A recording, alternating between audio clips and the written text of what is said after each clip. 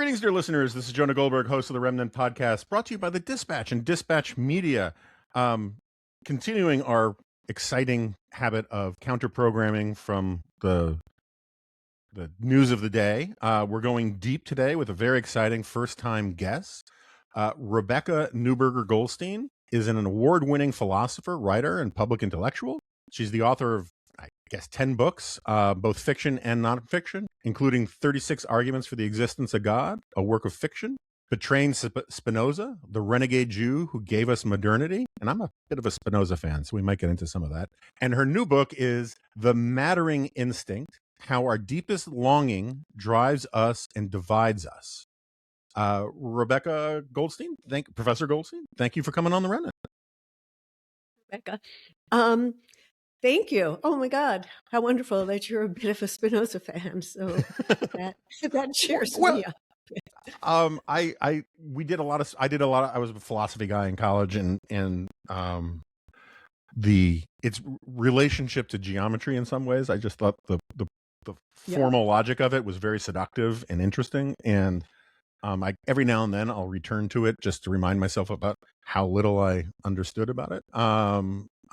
But he was other than Maimonides, probably best in class among Jewish philosophers. Is that fair? Yeah. You know, it's interesting. I know I'm not supposed to be talking about Spinoza and that former book, but when Jonathan Rosen, who you probably know, and he was then editor of Next Books, and had wanted me to contribute a book, and it had to be on a Jewish thinker or a Jewish theme, and I was kind of down on the idea, and I said, so we were together. He's a friend, and we were having lunch together, and he said, "Well, if you were going to do somebody, who would it be?" And I said, "Well, it would be Spinoza, because I consider him the greatest philosopher to have been produced by the Jewish heritage, and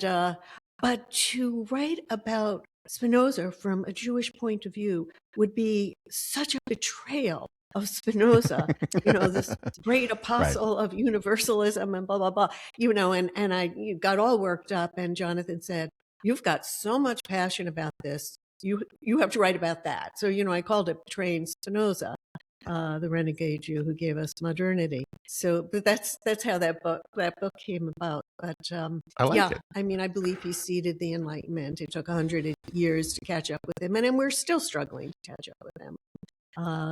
We will put a pin in that and come back to it. I right before we started recording, I did encourage you, which I tell all my first-time guests, that digressions, cul-de-sacs, rabbit holes are encouraged here, but I should get the official first question out, since you're trying to move a book here, and we like to help people move books.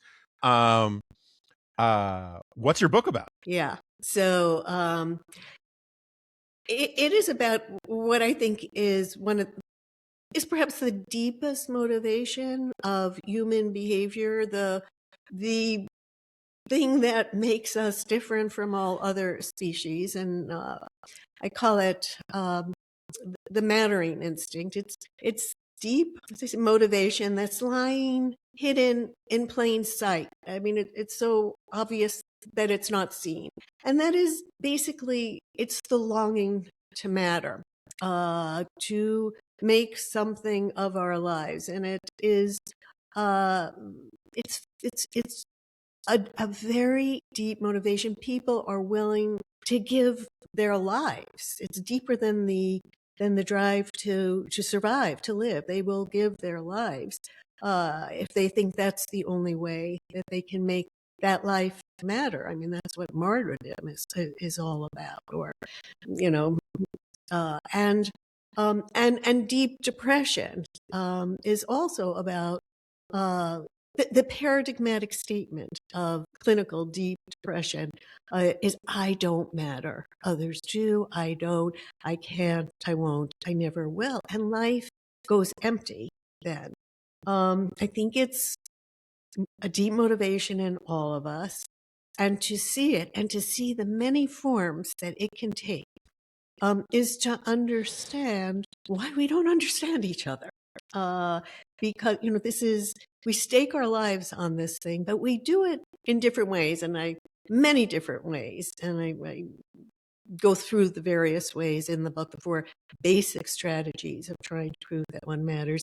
But it is, I think, the motivation that can result in our deepest and most fraught divisions.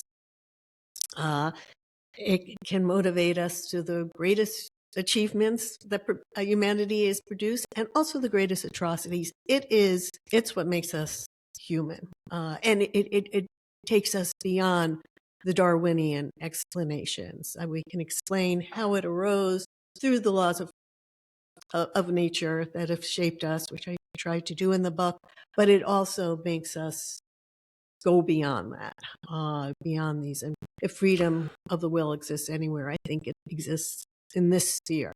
One more thing, it turns us into the value-seeking creatures that we are. The creatures who want to justify ourselves to ourselves, and to live meaningful lives in our own eyes. So that's what it's about, the book. So, yeah, I'm very sympathetic to the argument, but I also, how is it different from the desire for, take your pick, status, honor, glory, fame, power? My friend Arthur Brooks, who blurbs your book, he's a champion of this idea of earned success, of feeling like you've made a unique contribution, which sounds very similar to what you're talking about. Like, isn't this idea of mattering? I feel like it's a little gendered, right? For men, it historically falls more into like the glory kind of stuff, and for women, it tends to, and this may be the misogyny of men who get to write a lot of the earlier philosophy. It's about the nurturing and taking care of actual particular people. But this idea of making your mark, right? This is a very old idea in philosophy and in psychology. What are the nuances that distinguish this from a lot of that stuff? So the way I define the word mattering, and we speak of what matters and who matters, is the verb means to be deserving of attention. So when we say that, knowledge matters, creativity matters, whatever, money matters, whatever we want to say. And by the way, why X matters has become sort of a formula for so many books. You go online, you look at, there are about 50 books that have, why Jesus matters, why education matters, why liberalism matters, on and on.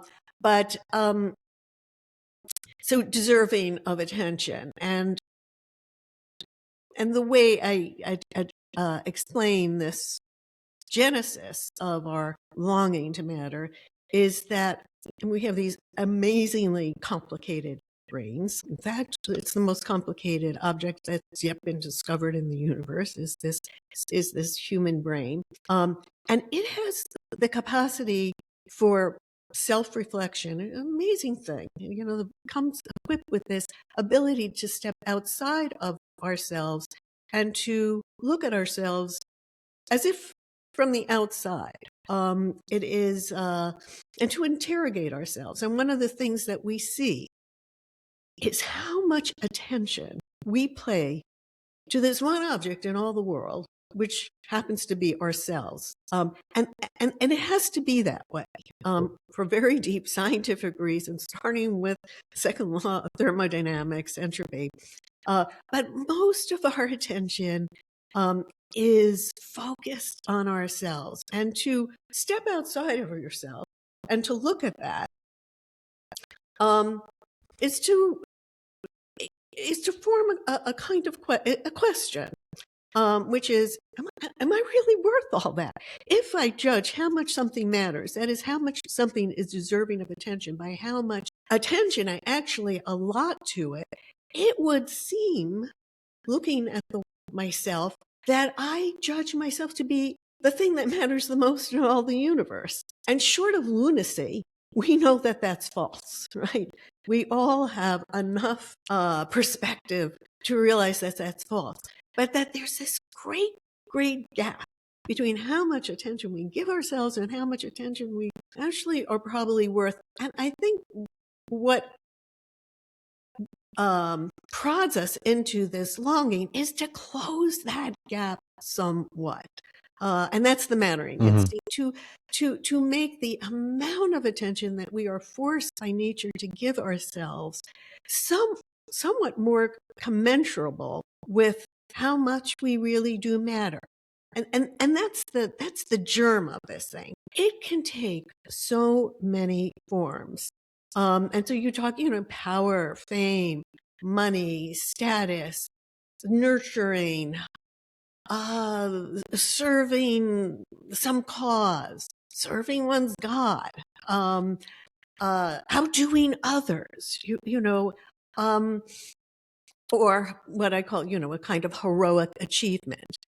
In fact, there are, I think, and I've been talking to people about this for over 4 decades now, just because it fascinates me, the variety, the diversity, the true diversity of humanity, the kind of diversity that really matters, has to do with how we go about trying to satisfy this existential longing. This is the existential longing.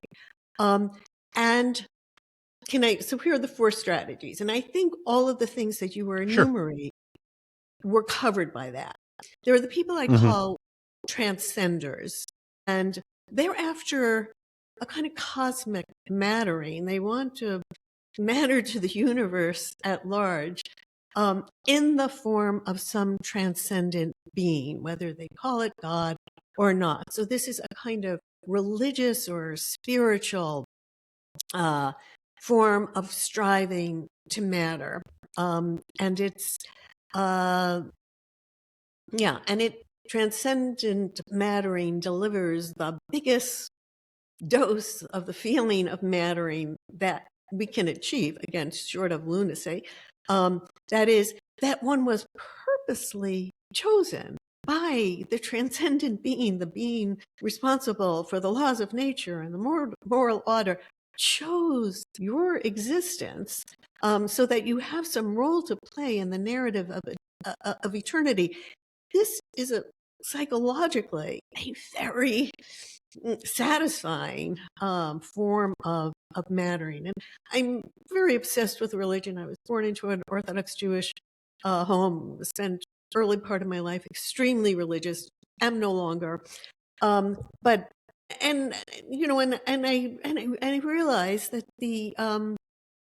it's not all intellectual. It's not all being convinced by proofs for God's existence and then seeing their fallacies. And no, at heart is this deep longing we all have, and how fully it can be satisfied if you believe, some kind of metaphysical belief that grounds your mattering in a very large way. So that's transcendent mattering, or cosmic mattering. There's what I call the heroic strivers. And that's sort of what Arthur Brooks is describing. Those who want to make a mark, have certain standards of excellence, be it intellectual, artistic, athletic, or ethical. That's what a saint is. A saint who needn't be religious. In fact, in the book, I portray a saint who's an atheist, but he's an ethical, heroic striver. But to satisfy this standard that you set for yourself is what it is to matter. Most of the people I know, being an academic, are heroic strivers. But it can take all sorts of forms. Anyway, then there are the people I call socializers. And again, they want to matter to others. We all want to matter to others. We are gregarious creatures. What I would say is the 2 fundamental motivations that make for human flourishing, without which you can't be flourishing, is one, a connectedness, to have others in your life who will pay you attention, special attention, whether you deserve it or not. And miss you if you were gone. Miss you if you were gone. And miss you if you were gone. Exactly. And this is, typically one's family, friends, perhaps one's colleagues, neighbors, community members, whatever. But this is, and to lack this is to suffer loneliness, and loneliness is misery. So we all have this. But people I call socializers collapse these two deep needs into one. What it is for them to matter, to feel that they are deserving of their own attention, is to have this deep connections with others, which may be wholesome, salubrious, and may not be. I mean, also to dominate others can be a form of, having others paying you much attention. So it's not necessarily wholesome. But it can be. All of these can be wholesome or not, actually. I mean, I'm not approving of any one of these. I'm trying to describe them. So the heroic strivers, the socializers, the transcenders, and then I've noticed in speaking to people, they're the ones I call the competitors. And they really think of mattering as zero sum, to the extent that they matter. They have to matter more, and others have to matter less. And sometimes they seem like heroic strivers, but really the mattering is something very, very competitive with them, adversarial with them. There's I tell the story of somebody whom I know quite well, and he's a Nobel laureate, a scientist. And when he got somebody had said to me about him, he was happy for all of 15 minutes when he got the call from Stockholm, and then he realized that other people had also gotten the Nobel Prize, and his happiness was wiped out. So this is a competitor, right? He really has to feel it's better than others, and they can contribute, as this acquaintance of mine has, make great contributions. But whatever their field is, they really have got to feel like they're mattering more than others. And these are the four forms that just about, I haven't found a counterexample yet that I couldn't explain as somehow fitting into these four forms. So there's a really long answer to your question, which is the basic longing is the same, but it takes such different forms. And this is what makes others so baffling to us and often appalling to us. But the very thing that we share drives us apart and can result in our deepest and most fraught divisions. So I have many thoughts about this. First of all, at one point you kind of reminded me, there's that great line from Montesquieu where he says, if we only wanted to be happy, it would be easy, but we want to be happier than other people, which is difficult since we think of them as being happier than they really are, right? It becomes this competitive thing more than just never truer than now. Yeah. Yes.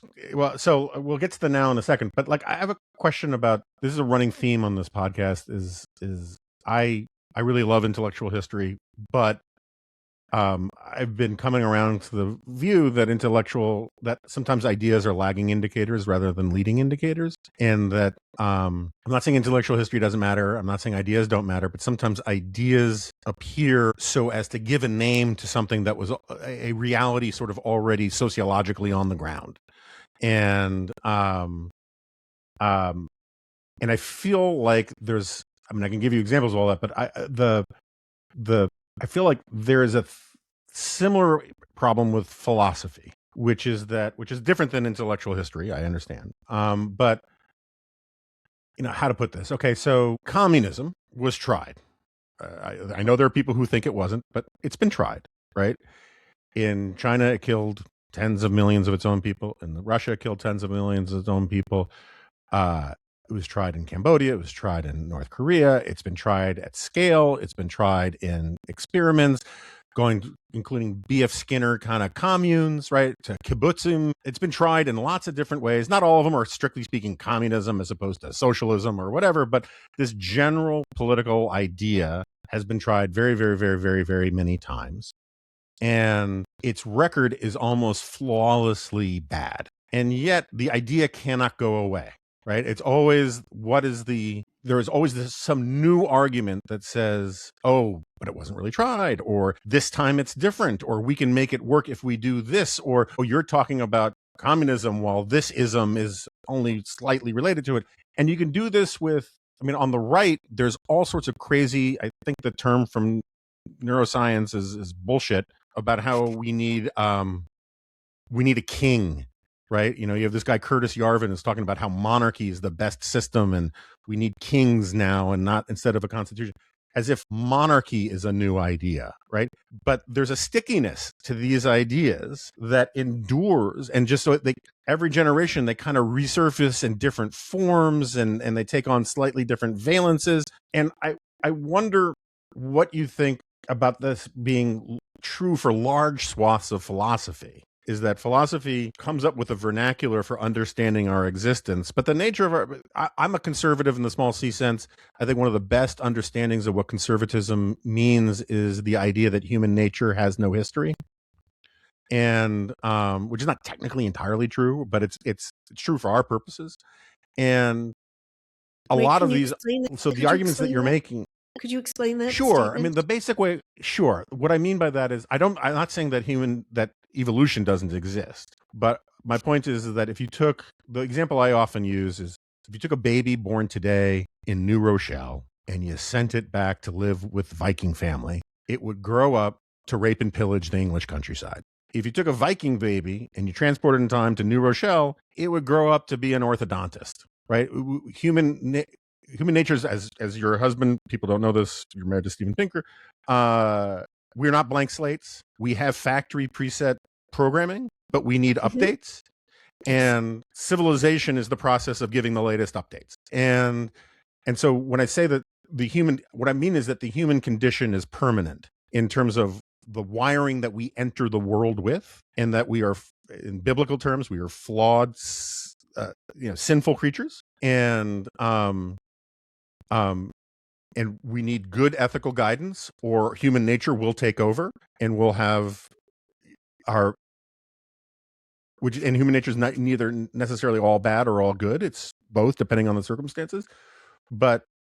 And so I kind of feel, in many ways, keep having the same arguments about a lot of different ideas, because we have evolutionary taste buds that want socialism, because that's the tribalism from our evolutionary environment, or we want big men in the form of monarchs, because that's also from our evolutionary environment. And the one thing we don't really want is liberal democratic capitalism, because it is literally unnatural into a large degree, and that's one of the reasons why it's friggin' awesome. But that's also why nature keeps intruding upon it and trying to pervert it into some other kind of ism. And I think there's a similar thing in philosophy. I don't mean to be monologizing here. I apologize. I just think I'm increasingly a skeptic of new ideas as opposed to new explanations for old phenomena. So here's the thing. I'm sympathetic to everything you've said, actually. There were several things I'm trying to explain in the book. Mm-hmm. And one of the things, I'm not doing this as a criticism, by the way. I'm very interested in the topic. It's good. It's good. Yeah. I don't at all hear it as a criticism, but as an invitation to expand somewhat. Yeah. What I want to explain is why we have gravitated to these ideas, to these isms. Why do we generate these value systems? Our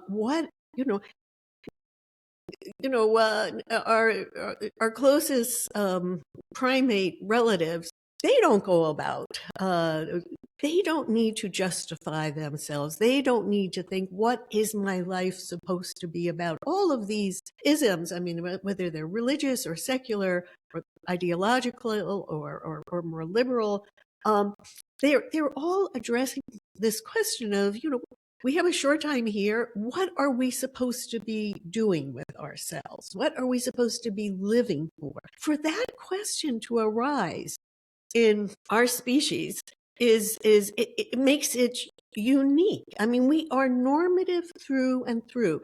The very notion of mattering, to be deserving of attention, deserving is a normative, as philosophers use that term. It entails thoughts. What is truly deserving of my attention that would make me live a life in which I could redeem myself in my own eyes, be able to somehow close the gap between how much attention I give to myself and how much attention I actually deserve.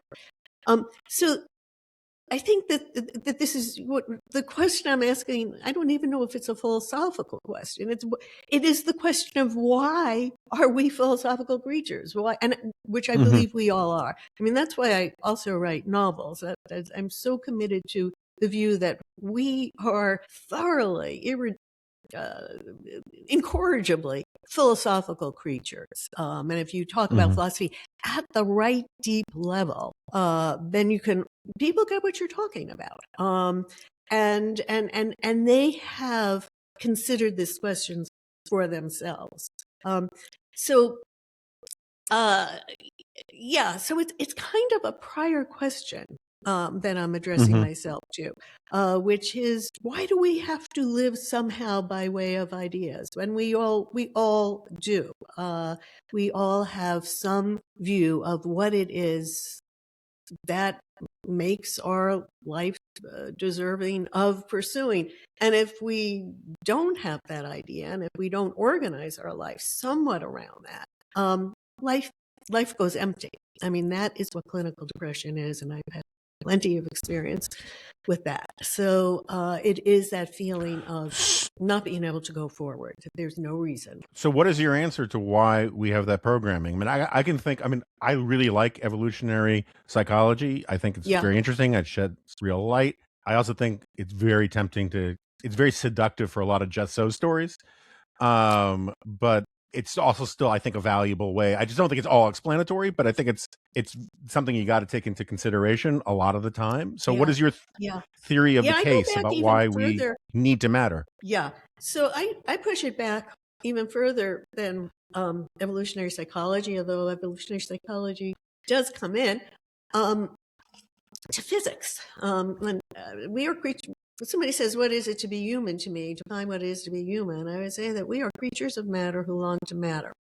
I love both of those words, the noun and the verb, and the connection between them. And I won't go in. This is such a digression, but where that word came from, and it's really interesting.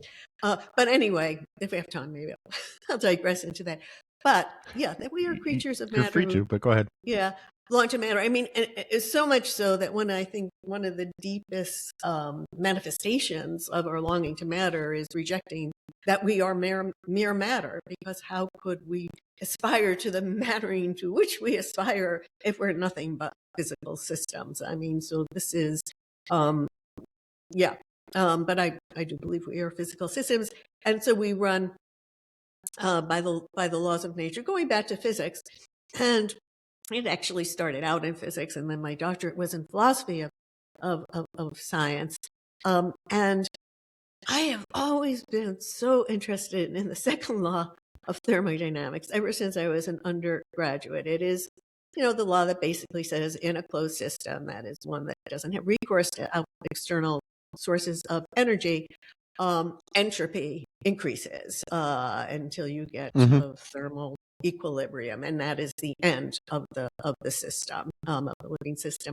So, and that's true for living systems. Living systems are enclosed systems. That's incompatible. Being a closed system is incompatible with being a living system. We are constantly importing energy in the form of food and sunlight, and in order to work against entropy. That is the basic law of biology, as actually a physicist, Erwin Schrödinger, had had discovered or had put very, very clearly in his essay, What is Life? Life is the resistance to the fundamental law of physics, which is the law of entropy, and the increase of entropy, which means that all living systems have to put their own survival and flourishing first and foremost. That's how the whole physical system is organized, that it matters to itself. If it has attention, then the disproportionate amount of its attention is going to be focused on itself, the environment, and itself, how it can see the benefits in its environment, the sources of food, the sources of mating, the sources of energy, and flee from the things out in the environment that will militate against its survival and flourishing, predators and disasters and all of these things. So we, like all living creatures, have to regard ourselves as mattering first and foremost. It's by default. That's what we think of. But, you know, in neuroscience, the default mode network, the thing that where your mind goes when it's not really thinking about anything, you're kind of fantasizing, and you're thinking about yourself. The fantasizing and the memories and the nostalgia, it's all about oneself. As the laws of biology would dictate, because we're constantly fighting against entropy. Yeah, viva la resistance. That is what life is. And of course, entropy will triumph at the end, of course. But until then, we are built to resist it. And so, back to us, you know, we are operating by the same laws that all physical, biological systems are.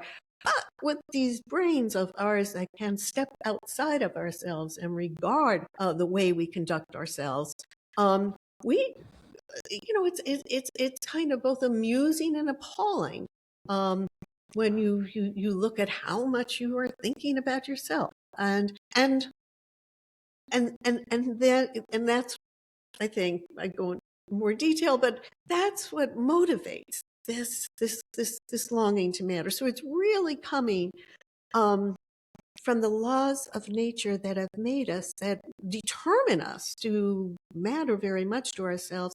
And then we can ask this question, but do I really matter? And what kind of life am I leading that could somehow be commensurate with all of this attention that I constantly am giving myself? And so I don't know if this is sort of pre-philosophy. I think it is an explanation for why we become philosophical, to the extent that we become philosophical, why we're in the business of justification, why we take on this extra burden, which is, by the way, speaking of energy, it's such a drain on our energy. We, in order to justify ourselves that we are worth the great effort of resisting entropy constantly, we take on this extra burden of trying certain mattering, what I call mattering projects, that might be in terms of transcendent mattering, heroic striving mattering, socializing mattering, competitive mattering, but something much extra, that our whole sense of life being worth living is tied up with. You know, when we're evaluating our lives, we're pretty much evaluating our mattering project. And, you know, which is different for transcenders, socializers, heroic strivers, and competitors. But I guess I'm just trying to go, what I'm really interested in is trying to understand why we are the way we are, why we do generate values, clashing values, which generate the worst altercations and controversies between us.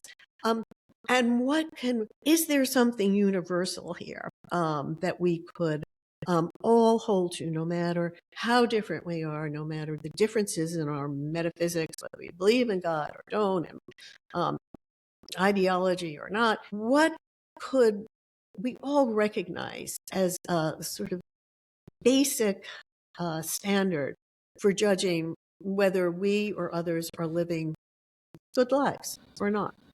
And that's where I end up. So I want to start with physics, go through biology, sociology, a little bit of philosophy, and end up with ethics. And which brings me back to Spinoza, right? Spinoza starts with what he thinks is the very foundation of reality, his very distinctive view of God, which is alternatively viewed as nature. You start with the most basic thing, try to explain us and our emotional life on the basis of that, and finally end up with ethics. And in some sense, that's what I'm trying to do, only using the science that we have discovered since the 17th century, when Spinoza was thinking this all out. So I start with physics, with the supreme law of physics. Second law of thermodynamics, the law of entropy. So I like the physics explanation. The only problem I have with it is that it's a great explanation for, as you said, for life, not necessarily for human life, right? Because what this idea of fighting entropy is true of blue whales, and it's true of amoebas, and it's true of birds of prey or whatever, right? And it's also true for humans. That doesn't get us to why human beings are ethically, metaphysically, whatever adjectives you want to use, distinct from other animals. Yeah. And the only thing is that we can look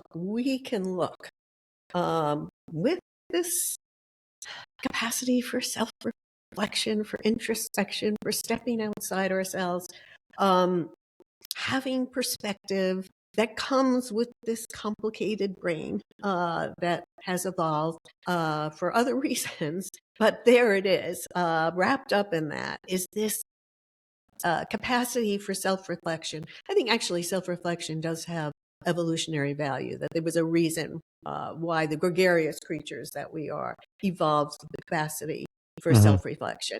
But we have it, and we use it to interrogate ourselves, to look at ourselves and ask ourselves, to discover what we're like, and to ask ourselves, why are we like this? And to be bothered by the great gap that I keep talking about, this incommensurability between how much attention we pay ourselves and how much attention we feel that we're worth when we step outside of ourselves.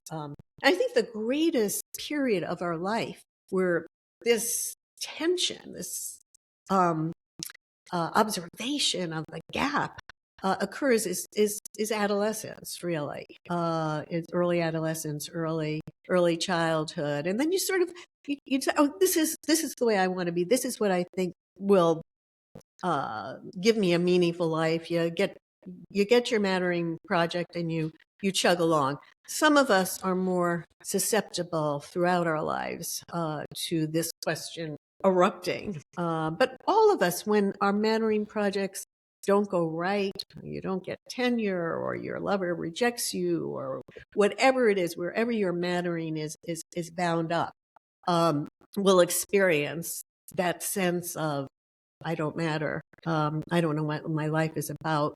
And you really get stalled when this happens. And I tell the story of, William James, who's a great hero of mine.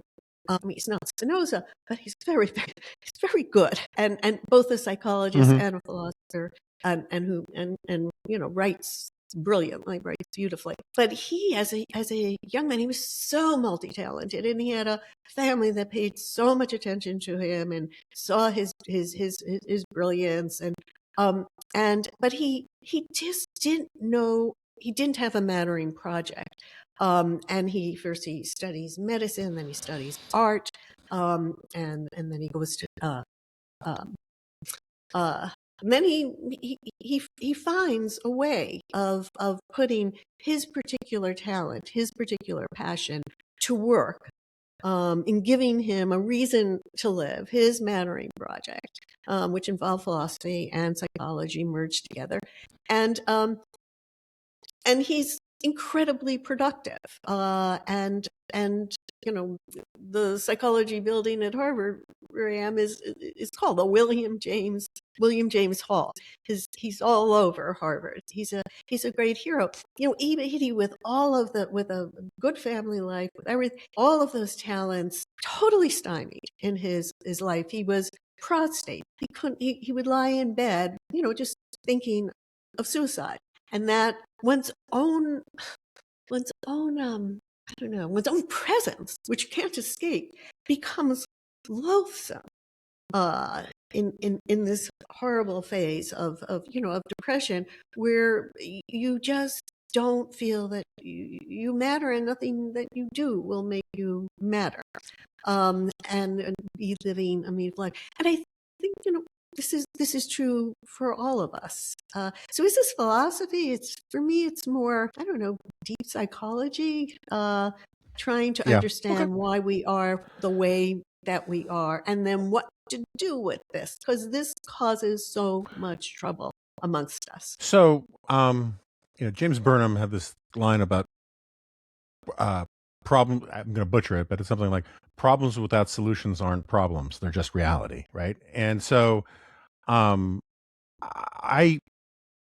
own view, I'm trying not to take the bait on William James, who I think was a very brilliant guy, has wrote some brilliant things. I also have an abiding dislike of American pragmatism, more from Dewey than from James.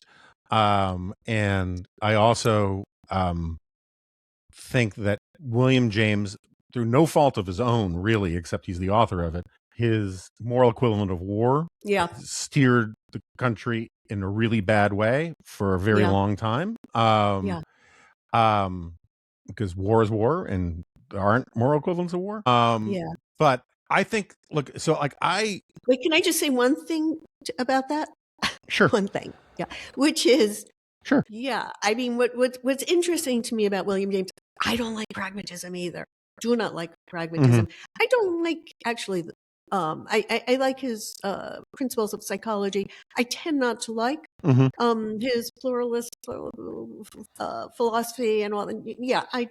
But what is so interesting to me is a man of that, what evolved in the rest of his life, that degree of energy and creativity. You may not like the products of his creativity, but damn, he was creative. Sure.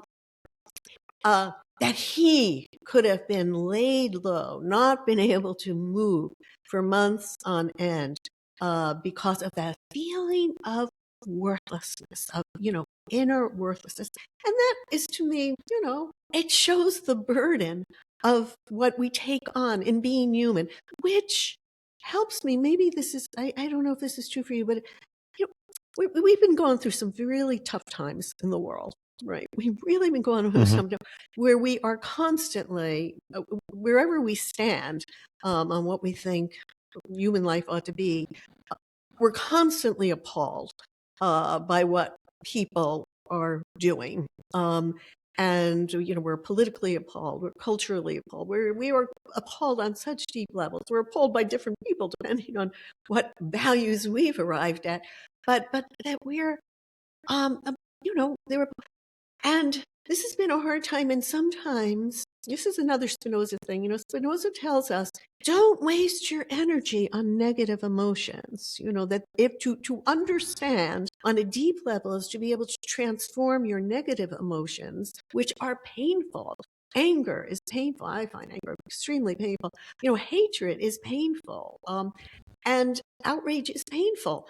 And to transform these negative emotions through the power of understanding them to drain the negativity out of them, and in fact get some pleasure out of them, because understanding is itself pleasurable. It is one of our deepest pleasures, to be able to really understand something.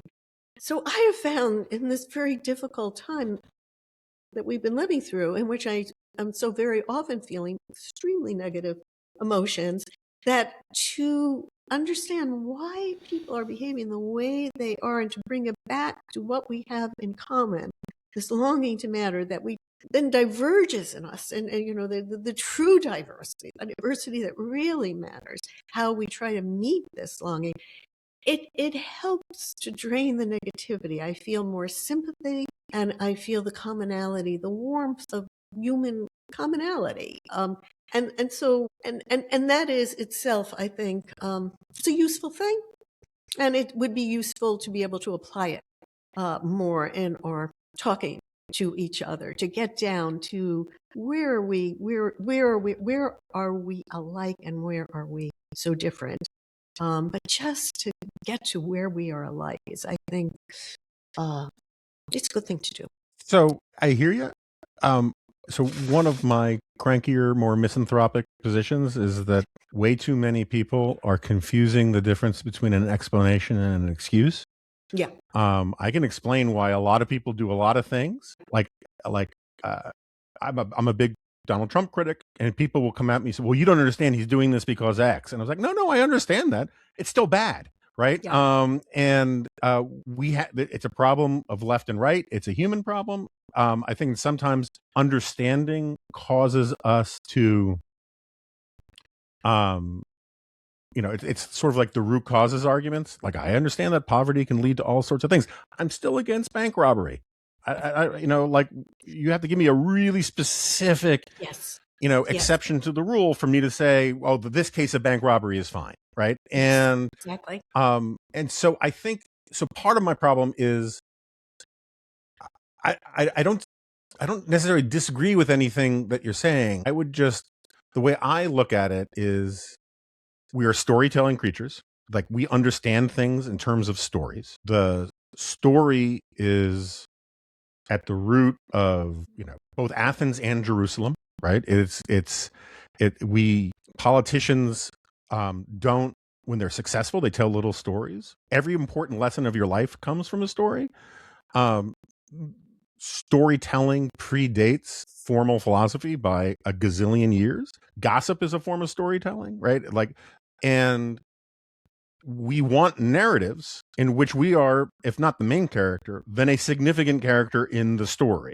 And my problem with society today is, I think we're way too romantic. We think our feelings matter more than they should. I like external notions of ethics rather than, well, my gut says, if my feelings say I should go take this thing, and so therefore, if the highest ethical standard, in the most morally authentic standard, is your own conscience, your own feelings, right? Your feelings can lie to you. And so when I hear a lot of what you're talking about, I think about Adam Smith's, I can't remember, disinterested observer, right? Human, or even Rousseau's Amor Propria, right? It's like this idea of seeing yourself as others see you. And that, it seems to me, has an evolutionary component, because we're social creatures and we are worried about our status within groups.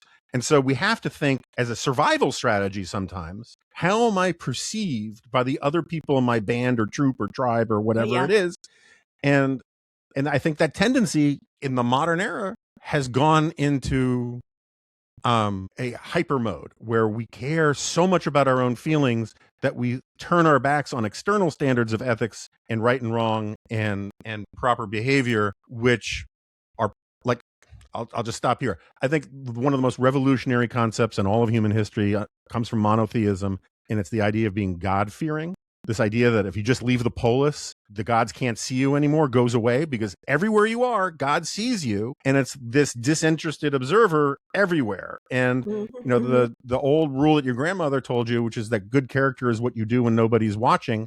If you think God is always watching, it's an incentive to have good character if you care about your soul. And I think when the idea of the divine, which I think comes from the romantic impulse, goes from this external notion of God to an internal notion of your own feelings. Some people can really handle it, and some people really can't. Totally agree.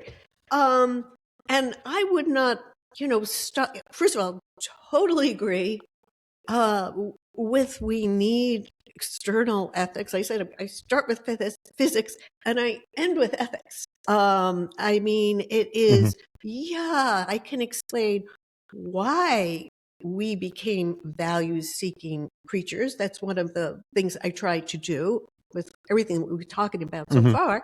But what are the right values? So it, never would I want to end short in moral relativism and nihilism. Good Lord, no. Right? That this is, I'm a believer in objective, grounded ethics. And one way to do it is, of course, through monotheism.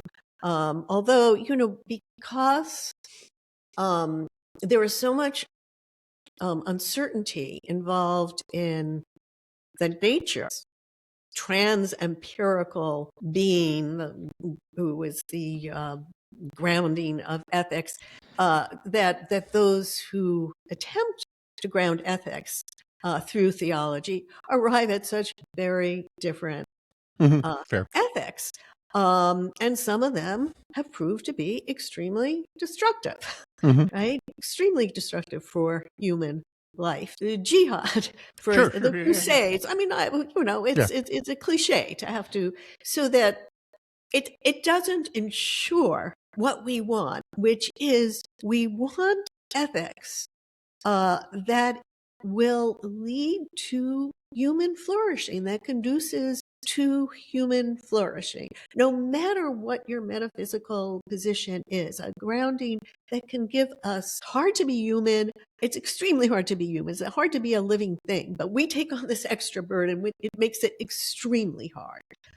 It makes us somewhat, I would say, first of all, estimable.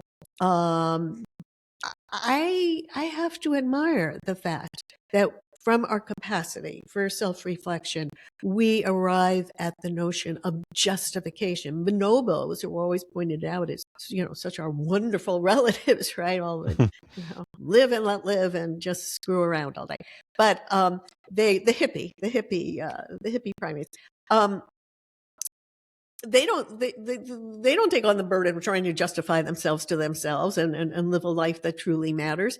I think there's something estimable, and I actually think, although it takes a lot of arguing, more than I can give here, but that actually shows that we do matter. That each of us who are human and who take on this extra burden of justification and thereby are bringing values, even if they're very wrong values, as so many of them are. I talk about one of my friends who's an ex-Nazi, very bad values he had, but that we introduce values into the universe because of this longing to matter, to prove to ourselves that we are deserving of our attention, and that there is something estimable in that, so that, in fact, every human, just in virtue of being human, matters. And that is an ethical statement. I think it's a fundamental ethical statement. So right away, you have some criterion for judging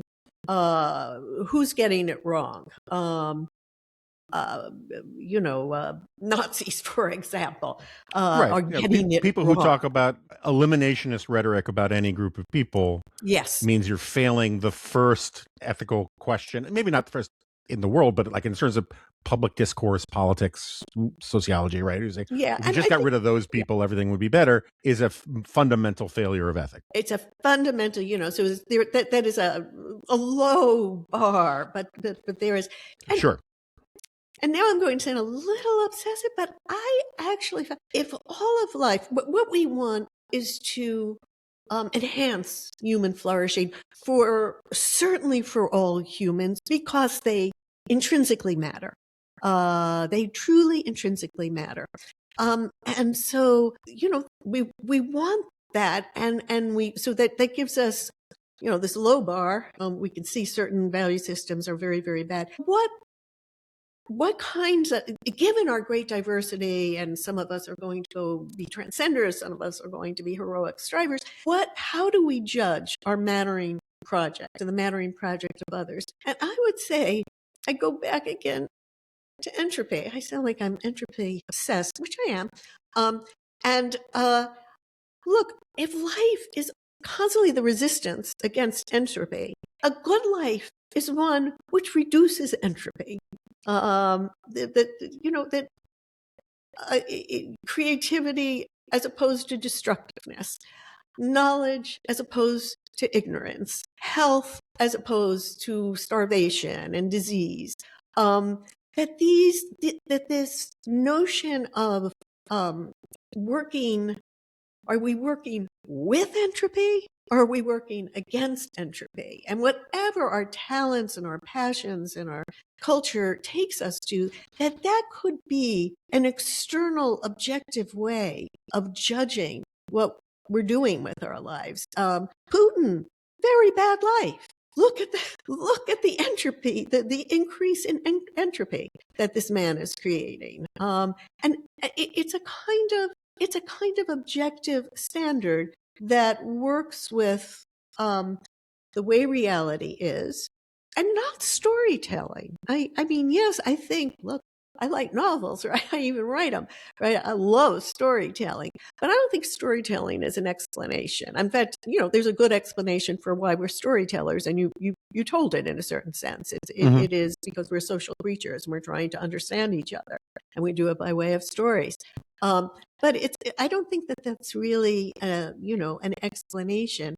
And nor do I think that, the way that we normally go about trying to justify our own values, it actually gives us objective grounding. If you're made, I've heard scientists saying very, very often, like, why isn't everybody just trying to understand the universe? Gives me my life so much meaning. Why isn't everybody doing that? Well, because not everybody's interested in that. We're made differently. We have to accept that. We are never going to all be the same in how we go about trying to satisfy our longing to matter. But there is something objective, something very, very basic. Are we working with entropy in the direction of disorder and destruction and decay and death, or are we resisting it in the biggest way that our talents would allow us to do and our interests would allow us to do? It could be raising your children. That is counter-entropic. It's a wonderful way to be living. It could be, by service you give to your community. It could be by trying to be an intellectual and increase our knowledge and understanding. All of these ways are counter-entropic in the direction of order against disorder. I think that's the best that we can do with our lives. What do you think? I like that a lot. I like that a lot in part because it overlaps. I mean, entropy is a sort of a starting point in some ways. In part because the essay that Steven Pinker wrote for about the second law of thermodynamics, which I guess he kind of cribbed from you. Now it all becomes clear. We crib from each other. It's fun. I get it. But my argument is in my last book was just that that liberal democratic capitalism, the modernity, however you want to put it. I don't mean necessarily America. It could be Denmark or whatever. That's fine. Francis Fukuyama thinks Denmark is the pinnacle of Western civilization. Tastes differ. That's fine. But the point is that it's unnatural. The notion of innate rights is unnatural. The notion of universal humanity, unnatural. Yes. But it's these ideas that actually get us out of, the human species, wherever you want to date the beginning of it, 300,000 years ago, wherever, for most of that time, for 10,000 generations, the average human being everywhere in the world was poor. And poverty was natural. And only once in all of human history did it change, and it was about 300 years ago, blah, blah, blah, blah. And so my view is that nature wants to pull us out of that. And that's why we have a sweet tooth for all of these ideas that are not. I agree entirely. And that's what entropy is to me, is like rust never sleeps, right? And yes. But so I agree with you on all of that. Where I have two last questions because I got to get out of here for another appointment. But the first is, look,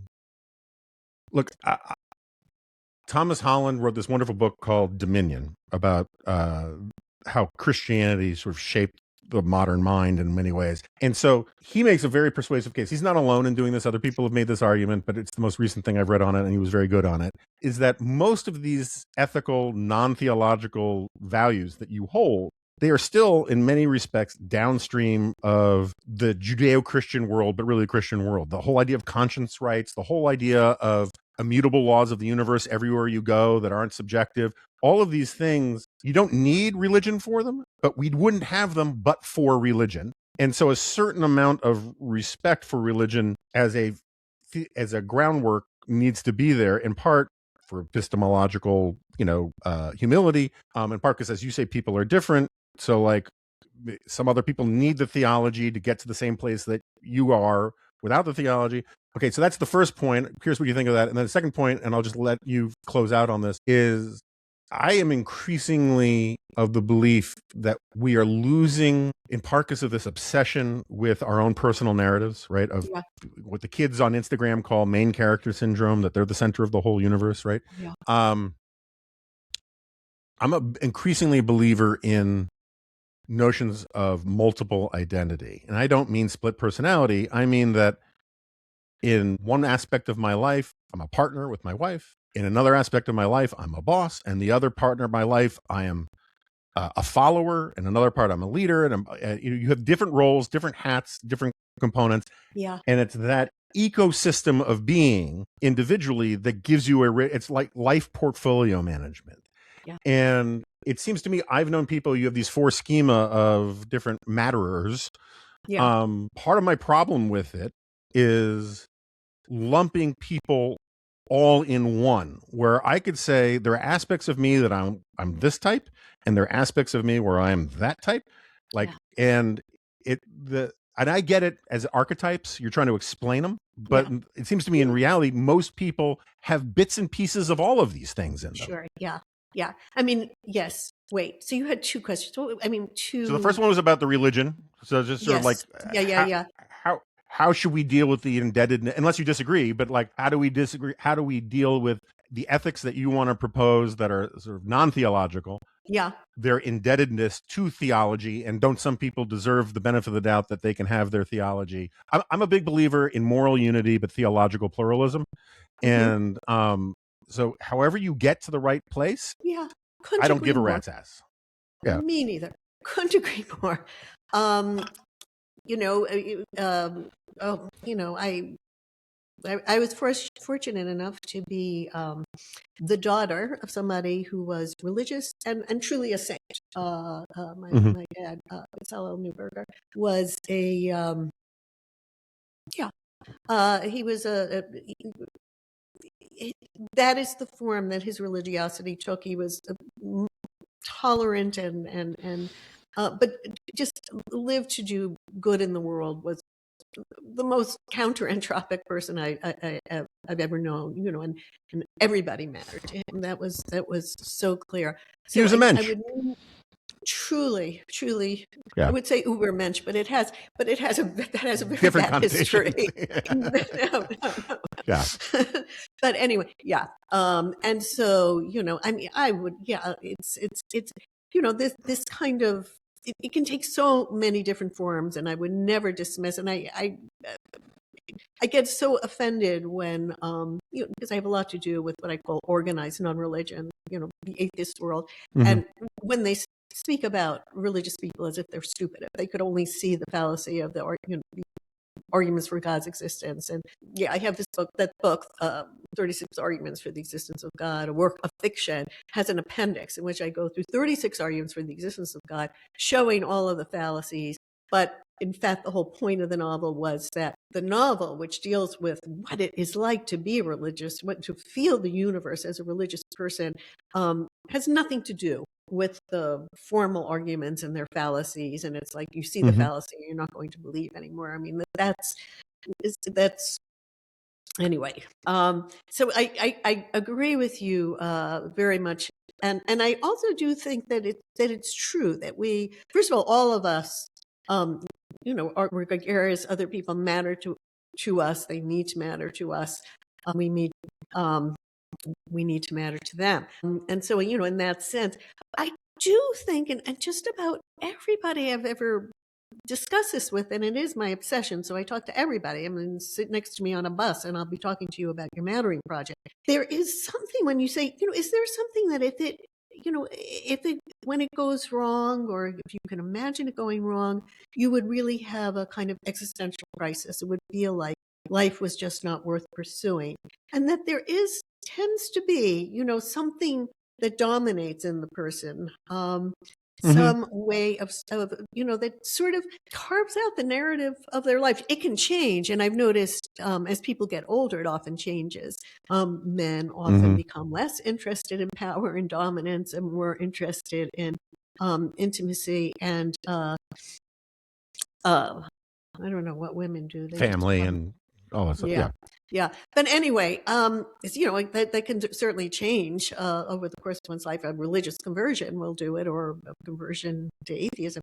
But something does dominate it. And, when you look at people's lives and you see that there was some notion of what would justify themselves to themselves that is working through the arc of their life. And it's an interesting way of looking at people. So yeah, we do wear many different hats.